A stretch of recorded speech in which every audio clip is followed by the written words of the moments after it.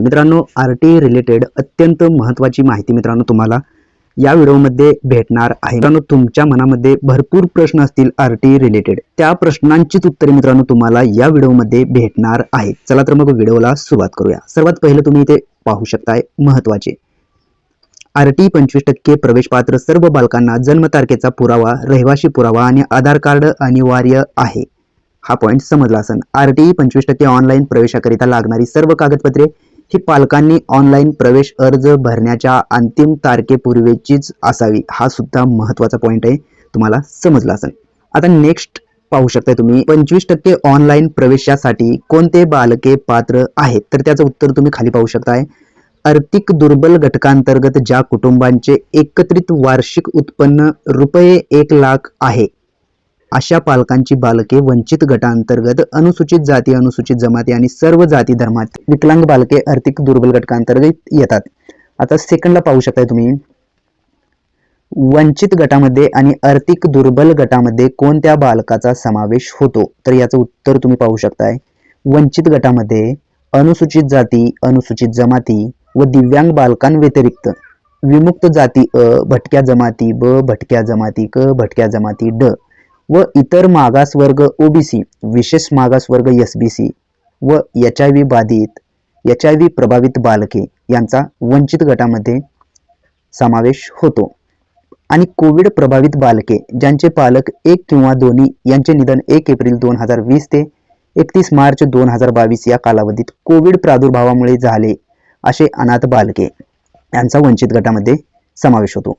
तर आता दुर्बल गटामध्ये कोणते बालक येतात, तर ज्या बालकांच्या पालकांचे पालन पोषण करणाऱ्या व्यक्तीचे उत्पन्न 1 लाखाच्या आत आहे अशा बालकांचा समावेश SEBC प्रवर्गाच्या बालकांना आर्थिक दुर्बल 1 लाखापेक्षा कमी उत्पन्न असलेल्या गटामधून प्रवेश अर्ज भरता येणार आहे।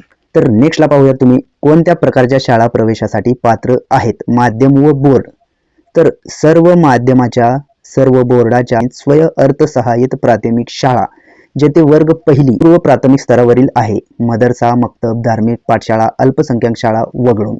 नेक्स्टला पाहू शकताय पालकांना अर्ज केव्हा करता येणार आहे, तर याचं उत्तर सन 2024-25 या शैक्षणिक वर्षासाठी ठरवून दिलेल्या कालावधीमध्येच अर्ज करता येणार आहे। नेक्स्टला पाहू शकताय पालकांना सन 2024-25 या वर्षात ऑनलाईन अर्ज किती वेळा भरता येईल, याचं उत्तर तुम्ही पाहू शकताय। पालकांना सन 2024-25 या वर्षात प्रवेशासाठी फक्त एकदाच अर्ज भरता येणार आहे। त्यानंतरला प्रश्न पाहू शकताय अर्ज कुठून भरावा लागेल, तर याचं उत्तर मदत केंद्रावर किंवा जेथे इंटरनेट सुविधा, संगणक, प्रिंटर इत्यादी उपलब्ध असेल तेथून तुम्हाला हा अर्ज भरता येणार आहे। तर नेक्स्टला पाहू शकताय अर्ज भरताना कोणती कागदपत्रे अपलोड करावीत, तर याचं उत्तर तुम्ही पाहू शकताय अर्ज भरताना कोणतेही कागदपत्रे अपलोड करायची नाहीत, मात्र ऑनलाईन अर्ज भरताना पुढील कागदपत्रे जवळ असणे आवश्यक आहे। 1 नंबरला अर्जामध्ये जो रहिवासी पुरावा सादर करणार आहे तोच रहिवासी पुरावा, रहिवासी पुराव्यावरील पत्ता अर्जावर लिहावा। 2 नंबरला बालकाचे जन्म दिनांकाची नोंद करण्यासाठी जन्मतारखेचा पुरावा सोबत ठेवायचा आहे। त्यानंतर बालक वंचित गटातील असल्यास जातीचे प्रमाणपत्र सुद्धा लागणार आहे। बालक आर्थिक दुर्बल संवर्गातून प्रवेशाकरिता वार्षिक उत्पन्नाचा दाखला सुद्धा त्यांना लागणार आहे। उत्पन्नाच्या दाखल्याकरिता पगाराचा दाखला, सॅलरी स्लिप देऊ शकतात किंवा कंपनीचा किंवा मालकाचा ग्राह्य धरण्यात येणार आहे। बालकाला लॉटरी लागल्यास शाळा प्रवेशाच्या वेळेस सर्व आवश्यक कागदपत्रे असणे आवश्यक आहे, अन्यथा मिळालेला प्रवेश रद्द होऊ शकतो, याची नोंद घ्यावी। म्हणजेच तुम्ही फॉर्म भरत असताना तुम्हाला कुठलेही डॉक्युमेंट द्यायचे नाहीयेत, पण जेव्हा तुम्ही फॉर्म भरल्याच्या नंतर तुमच्या बालकाचा जर नंबर लागला तेव्हा मात्र तुम्हाला जे तुम्ही डॉक्युमेंट दिला होता ते संपूर्ण डॉक्युमेंट तुमच्याजवळ असणं गरजेचं आहे, तुम्हाला शाळेमध्ये द्यावे लागणार आहेत।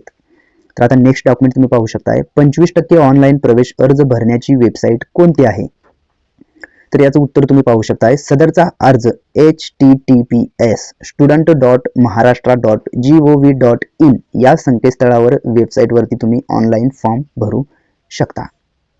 प्रश्न क्रमांक 8 प्रवेश अर्जाला किती शुल्क आहे, उत्तर पाहू शकताय शैक्षणिक वर्ष 2024-25 25% ऑनलाईन प्रवेश प्रक्रियेचे अर्ज मोफत स्वरूपात संकेतस्थळावर वेबसाईटवर उपलब्ध असून वरील अर्ज संकेतस्थळावर वेबसाईटवर जाऊन भरावयाचा आहे. म्हणजे मित्रांनो तुम्हाला फॉर्म भरण्यासाठी कुठलीही फीस नाही आहे मित्रांनो, पण तुम्ही जेव्हा मदत केंद्रामध्ये जाऊन फॉर्म भरता त्यांची फीस मात्र तुम्हाला 100-150 काय असेल ते द्यावी लागणार आहे. पण शाळेकडून मित्रांनो तुम्हाला फॉर्म भरण्यासाठी एकही रुपया घेतला जात नाहीये.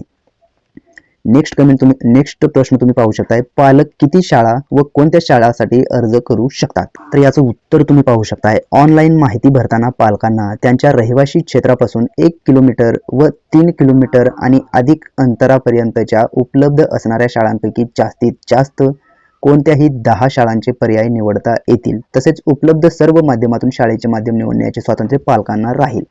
म्हणजेच तुमच्या एरियामध्ये जर 30 शाळा असतील, 20 शाळा असतील तर तुम्हाला त्यापैकी 10 शाळा निवडण्याचे स्वातंत्र्य देण्यात आलेलं आहे. तुम्ही त्या 30 पैकी कोणत्याही 10 शाळा सिलेक्ट करू शकता आणि 10च्या खाली जर 5 किंवा 6 असतील तर तुम्ही टोटली सिलेक्ट करू शकता किंवा 1 किंवा 2 ही तुमच्या मर्जीनुसार सिलेक्ट करू शकता.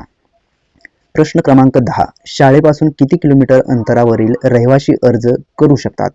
तर याचं उत्तर तुम्ही पाहू शकता, पालकांना पाल्याच्या निवासस्थानापासून 1 किलोमीटर, 3 किलोमीटर अथवा अधिक अंतरावरील सर्व शाळांचा समावेश करता येईल. मात्र शाळेपासून 1 किलोमीटर परिसरातील अर्जदारांना नियमाने प्राधान्य मिळेल. 1 किलोमीटर परिसरातील पुरेशा क्षमतेइतकी बालके उपलब्ध न झाल्यास 3 किलोमीटर आणि त्यापेक्षा अधिक अंतराच्या परिसरातील बालके संबंधित शाळेत प्रवेश पात्र होतील. मात्र 3 किलोमीटर पेक्षा अधिक अंतराच्या शाळेकरिता लॉटरी लागली तर त्यावेळेस विद्यार्थ्यांच्या वाहतुकीचा खर्च संबंधित पालकांना करावा लागणार आहे. म्हणजेच मित्रांनो तुम्ही जर फॉर्म भरला आणि तुम्हाला 3 किलोमीटरच्या आत जर तुमच्या बालकाचं शाळेमध्ये लॉटरी अंतर्गत नाव आलं तर बेटर आहे मित्रांनो, तुम्हाला 1ही रुपया भरण्याची गरज नाहीये. पण 3 किलोमीटरच्या वरती जर 4-5 किलोमीटर शाळा असेल आणि तिथं अर्ज नंबर लागला तर फक्त तुम्हाला येण्या जाण्याचा खर्च हा इथे द्यावा लागणार आहे. आता प्रश्न क्रमांक 11 पाहूयात, अर्ज केला म्हणजे खात्रीशीर प्रवेश मिळेलच का? तर याचं उत्तर आहे, शाळेच्या आरंभीच्या वर्गाच्या 25% प्रवेश क्षमतेपेक्षा जास्त अर्ज प्राप्त झाल्यास सोडत लॉटरी पद्धतीने प्रवेश दिले जातील. अशा परिस्थितीत प्रत्येक अर्जदाराच्या पाल्याला प्रवेश मिळेलच असं नाही. म्हणजेच एखाद्या शाळेची क्षमतेपेक्षा जास्त जर अर्ज आले तर तेव्हा लॉटरी काढली जाते आणि लॉटरीच्या माध्यमातून अर्ज मिळेलच असं सांगता येत नसतं. लॉटरी कुणालाही लागू शकते मित्रांनो, पण शाळेच्या क्षमतेपेक्षा कमी अर्ज आले तर त्या सर्वांचेच नंबर लॉटरी अंतर्गत येतात मित्रांनो. हा एक महत्त्वाचा पॉईंट आहे.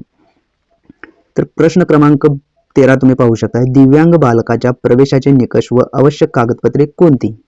तर इथे तुम्ही पाहू शकता मित्रांनो, सर्व जाती धर्मातील दिव्यांग बालके प्रवेश पात्र दिव्यांग बालकाचे प्रमाणपत्र 40% किंवा 40% पेक्षा जास्त अधिक असल्याबाबतचे जिल्हा शल्य चिकित्सक, वैद्यकीय अधीक्षक यांचे प्रमाणपत्र, जन्माचा दाखला, रहिवासी पुरावा, आधार कार्ड, पासपोर्ट, मतदान ओळखपत्र, वीज बिल, टेलिफोन बिल, पाणीपट्टी, घरपट्टी, वाहन चालवण्याचा परवाना, भाडेतत्वावर राहणाऱ्या पालकांच्या बाबतीत दुय्यम निबंधक कार्यालयाचा नोंदणीकृत भाडे करारनाम्याची प्रत यापैकी कोणतंही एक डॉक्युमेंट इथे लागणार आहे. 14 नंबरचं डॉक्युमेंट तुम्ही पाहू शकता, घटस्फोटित महिलांच्या बालकांसाठी आवश्यक कागदपत्रे कोणते आहेत? तर याचं उत्तर तुम्ही पाहू शकता, 1 नंबरला न्यायालयाचा निर्णय आहे, 2 नंबरला घटस्फोटित महिलेच्या बालकाच्या आईचा रहिवासी पुरावा आहे, त्यानंतर बालक वंचित गटातील असल्यास बालकाचे किंवा त्यांच्या वडिलांचे जातीचे प्रमाणपत्र व बालक आर्थिक दुर्बल गटातील असल्यास बालकांच्या आईचा उत्पन्नाचा दाखला इत्यादी कागदपत्रे अनिवार्य आहेत. आता 15 नंबरचा प्रश्न तुम्ही पाहू शकता, न्याय प्रविष्ट असलेल्या घटस्फोटा प्रकरणातील महिलांच्या बालकांसाठी आवश्यक कागदपत्रे कोणते?